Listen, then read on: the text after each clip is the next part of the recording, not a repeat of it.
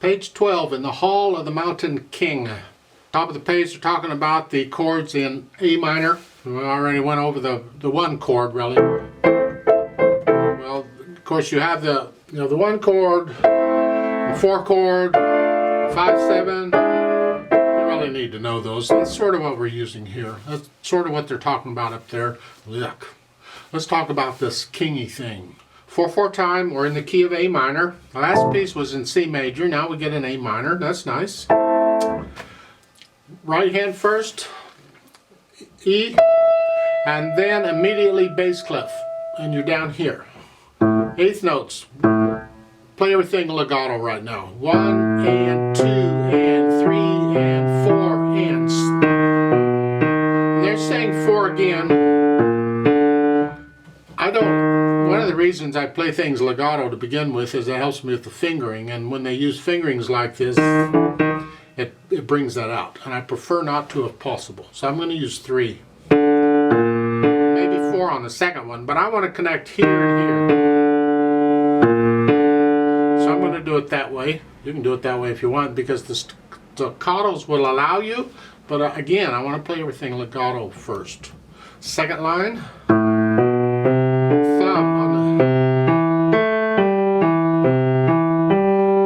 Now you get treble clef. It's the same thing, an octave higher. I'm going to use 3rd finger again.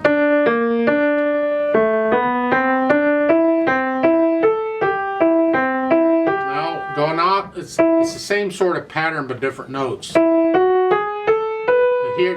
2/4, because we need the little finger for the C coming up.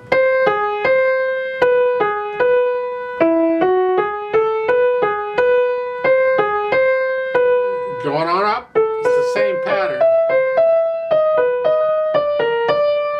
So forth, you keep playing the same pattern over and over as you work up. Let's go down to measure 18.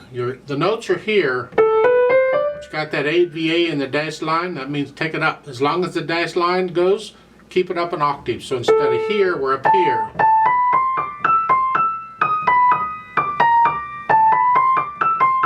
And the last measure is 3. Here, so the dash line went all the way to the end. Left hand, well, quarter notes. You're starting out here, and then you come all the way down. 3 ledger lines below the staff. Well, 1 ledger line, 2 ledger lines, 3 ledger lines. It's an A, so it's an AE. And you're just doing this for like forever till you get over to page 13 on measure 9. Now you come up, so you scrunch up a little bit. Again, I'm playing this legato, and then for measure 10 you go up a little more, and then on measure 11 look out, because they changed notes on you. You have a C,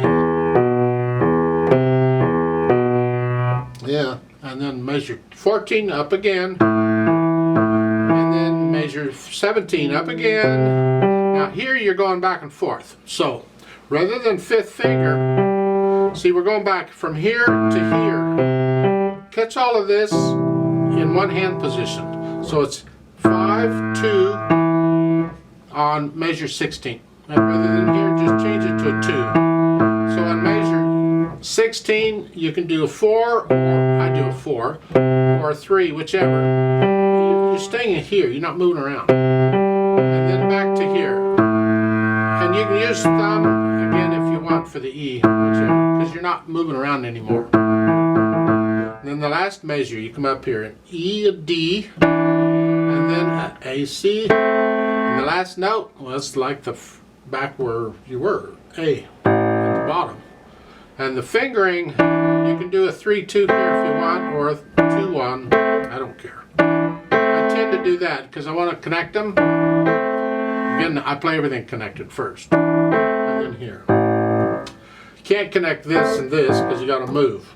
Well, whatever. Put the hands together. Well, you have the E's here. You hold that down for 4 counts. Don't cheat it. It's got to be a full 4 counts, and then you come down here, both hands here on A's. And I'm still playing everything connected.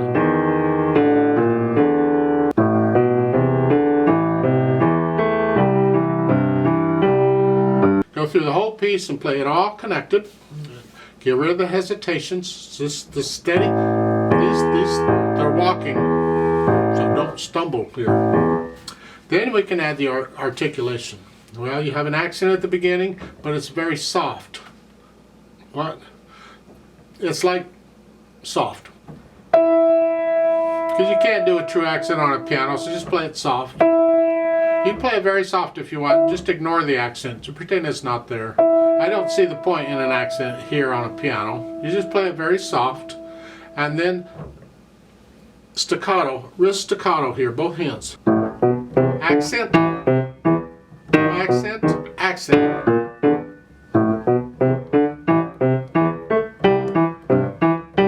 Not staccato, the quarter note, it's not staccato, it's accent. Lift up as you play the G, right there. I'll measure 10. It's pretty much the same articulation throughout. It's just...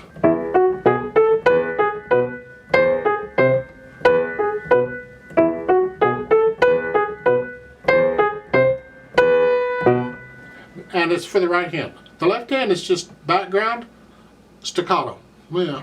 Then we can add the dynamics. Very soft, I already talked about that. Forget the accent, just play it soft. This is very soft. They're off in the distance, way down lower, so I don't know where they are. They're back there somewhere.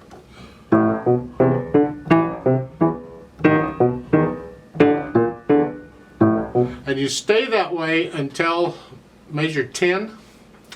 You see the MP-PP? You don't need the on repeat. That's Faber way. They stick that in there. It's not part of the music.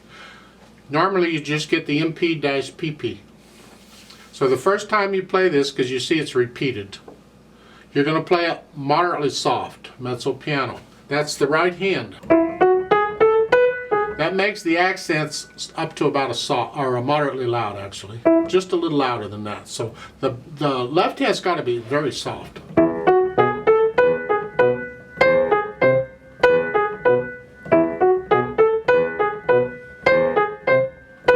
When you repeat it, you come down and play it very soft. The left has to be super soft. Same speed. That makes these accents just soft. They just come up a little bit. The accent is relative to where you're at. So if I'm very soft, the accent will take it up to about as soft. Then on measure 14, you go up to moderately soft in the right hand. Keep the left hand in the background. And then measure 16, go up to moderately loud. Right there's moderately loud, but the accent will make it loud. Now you're loud. The left hand can come up a little bit, but keep it in the background. And then at the end you go up to very loud. And here you're almost using an arm rather than a wrist, because when you get louder you need larger muscles, and the wrist won't do it necessarily. And it's hard to get really loud up a high, so you pretty much have to use arm staccato. You're doing that. Don't come up so high you start missing notes though. It's a motion. But you crescendo up to very loud. And you're starting out loud. You can come down a little bit and start out moderately loud if you want, give you more room to get louder. And that last note is super. Not vulgar, just super. Let the wrist collapse a little bit. Don't play with a stiff wrist. And the left hand can come up a little bit here as you're doing that. And that last note is a sforzando in the left hand, staccato. They don't need the accent. You don't need a sforzando and an accent both. Pick one. Well, the sforzando is a major accent. It's the strongest accent you can have. So I will go with that. Loose wrist when you do that. Don't boom. Don't bang it. Just boom. It ends very loud. Speed-wise, it's a march. It's a slow march. They say crisp. Well, I say slow.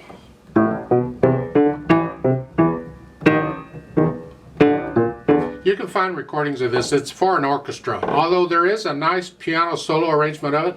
I think I put that up on my other channel. If I did, I'll try and put a link in the description, but other people play it better than I do. It's just a nice arrangement, and there is a spot in it where it actually speeds up. This arrangement does not speed up. You keep it the same speed throughout. But it's part of interpreting it. After you get to know it, maybe you want to speed up at the end. I don't know. Now, if you have a short keyboard and you don't have all these notes, you just play to the range of the keyboard you have. And that's close enough. That's the best you can do. That's fine. I like to play this with you very slowly. It's a fairly slow piece anyway, in my opinion.